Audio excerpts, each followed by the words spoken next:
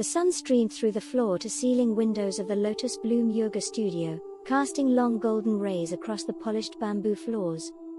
The studio, nestled in the heart of a trendy neighborhood, was a sanctuary for the well-heeled and wellness-obsessed. With white curtains billowing gently in the breeze and the scent of eucalyptus lingering in the air, it projected peace. But as with many peaceful facades, a storm brewed just beneath the surface.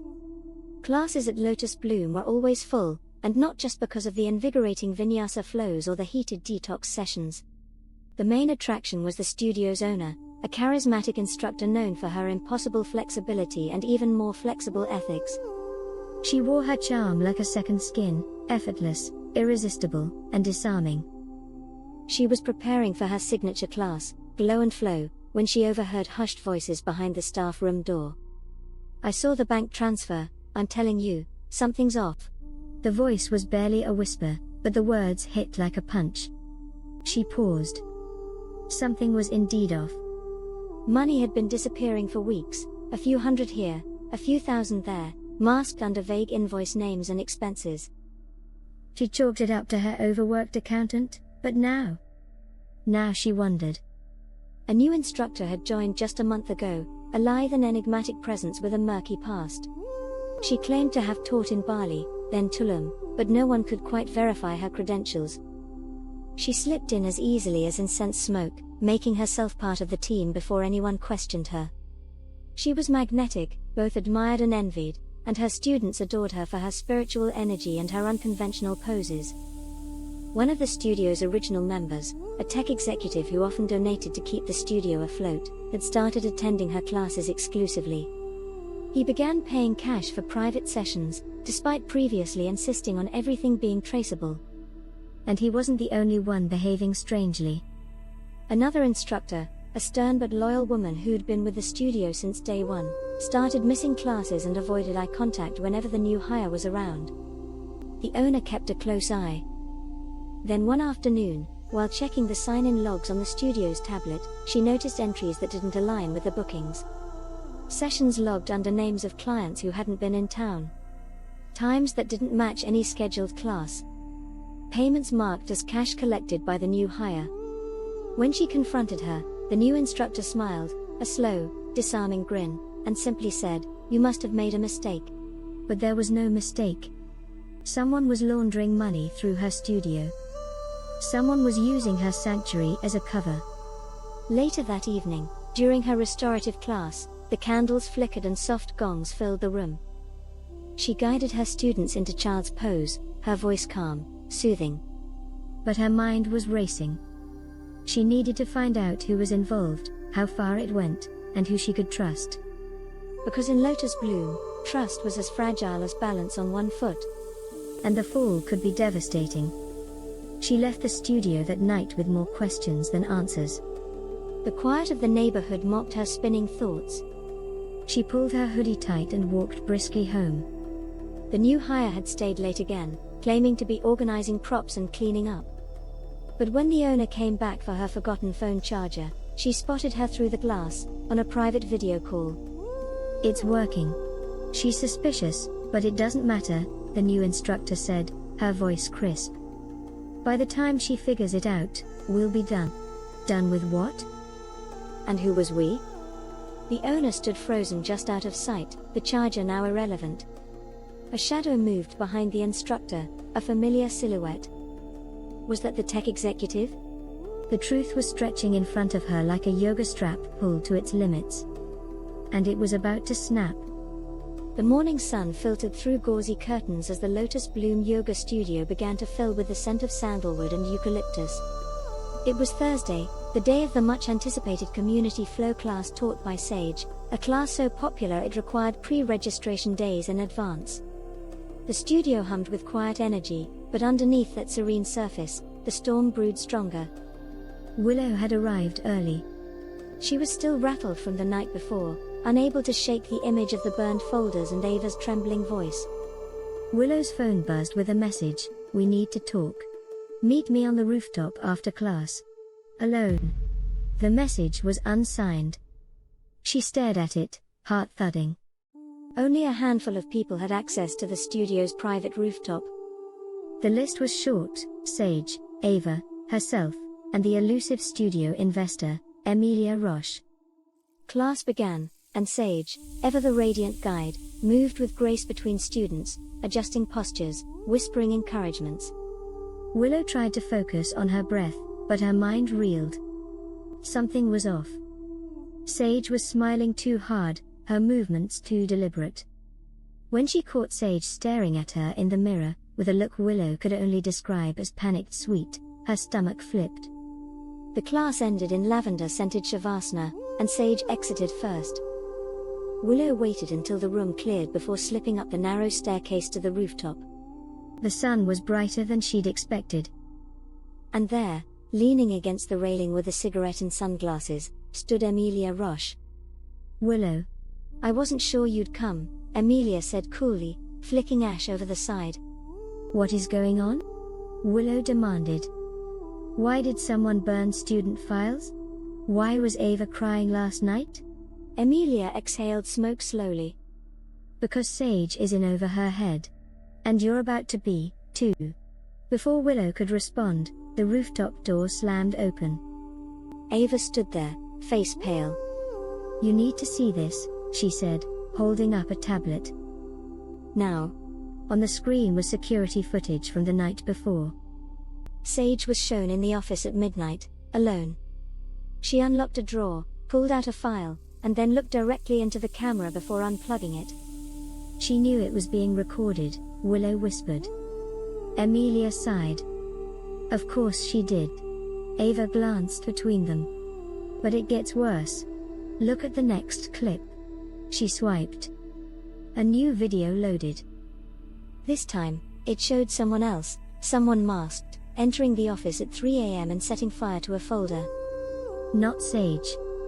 Then who burned the files? Willow asked, breathless. Emilia said nothing. But Ava zoomed in. The figure wore a bracelet, a beaded mala from the studio's gift shop, one only instructors received. That narrowed it again: Sage, Ava, Willow, and Emilia. "You're framing her," Willow said. Emilia chuckled. "Not framing. Cleaning house." Downstairs, the sound of police sirens interrupted their confrontation. Emilia calmly stubbed out her cigarette. "You called them?" Ava said in disbelief. "I did," Emilia replied. "Because it's time the truth came out. But here's the thing, when it does, only one of us walks away untouched. Make sure it's you, Willow." As the rooftop filled with tension and the sirens grew louder, the game shifted from secrets to survival. The truth, it seemed, had only just begun to uncoil its limbs. The storm outside had given way to a surreal calm, but inside the once tranquil yoga studio, tension had never been higher. The fallout from Ava's revelation that the studio was hemorrhaging money due to forged expenses and missing funds had spread fast. And now, what had begun as whispers and suspicion was about to erupt into a full-scale reckoning. Ava arrived early for the emergency staff meeting she called.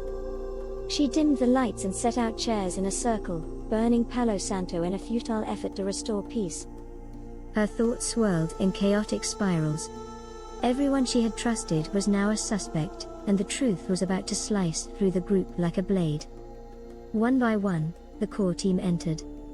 Matteo sat beside Ava, his usual calm absent. He was fidgeting, jaw tight. Harper walked in next, arms crossed and defiant, followed by Dylan, whose eyes scanned the room with cold calculation. Finally, Camila entered, looking as though she hadn't slept in days. Everyone took their seat. "Thank you all for coming," Ava began. "I won't pretend this is a normal meeting. Someone has been stealing from the studio, and framing someone else to cover their tracks." Harper immediately spoke.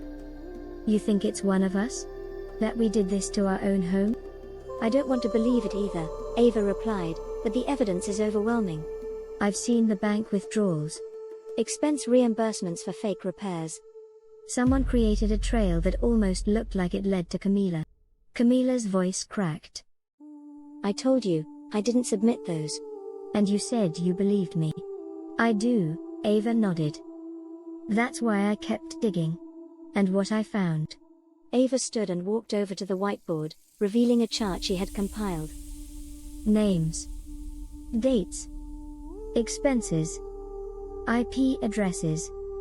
This, she said, tapping a line highlighted in red, is the smoking gun. Every fraudulent claim came from the same device. Matteo leaned forward. Whose? Ava paused. Yours? A stunned silence fell over the room. Matteo sat frozen. That's not possible. Are you saying I did this? I've been managing operations, yes, but I never approved any fraudulent claim. Ava stepped closer. I checked the timestamps. The transactions happened during classes you were teaching, yes. But there was one catch. The device logged into our secure finance portal was your iPad, the one only you used. Harper narrowed her eyes. Unless someone borrowed it. Matteo looked at Ava. You know I never leave it unattended. Ava hesitated. That's what worried me. So I checked the security footage. And it wasn't you. Gasps filled the room. Then who? Dylan asked. Ava turned the screen around. The footage played, a shadowy figure in the office after hours, using Matteo's iPad. It's you, Ava said, pointing. All eyes turned to Dylan. What? That could be anyone. You can barely see their face. Except you wore that jacket. The one with the orange stitching. Every day for 2 months. Dylan stood. Okay, fine. Yes, I logged in. But I didn't steal anything. I thought I was helping. Covering things when payments lapsed. Fixing Matteo's mistakes. You created fake vendors, Dylan, Ava snapped. And rerouted funds into your own account. You knew the studio was struggling, and you exploited it. Harper got up. Wait. This isn't the first time, is it? The money from last summer's retreat, that was you too. We wrote it off as a loss. You covered it up. Dylan sighed, suddenly drained. I thought I could fix it before anyone noticed. I didn't mean for it to spiral. But the opportunity was there. And no one was watching. Camila whispered, "You were my friend." Dylan looked at her with what might have been regret, or just exhaustion. That made it easier. You trusted me. Ava walked to the door. I already called the board. You're being removed from your position. And I'm pressing charges. As police sirens wailed in the distance, Dylan didn't resist. Just sat down, shoulders slumped, like a man who had already resigned to his fate. Once he was gone, the group sat in stunned silence. The yoga studio, once a sanctuary of peace and healing, now felt haunted by betrayal. Ava addressed the room. This won't be easy. But the studio is ours again. And we rebuild. Together. Harper nodded. Matteo reached for Camila's hand. For the first time in weeks, there was a glimmer of hope amid the ashes. Outside, the sun finally broke through the clouds, casting golden light over the battered but unbroken yoga studio. The healing could finally begin.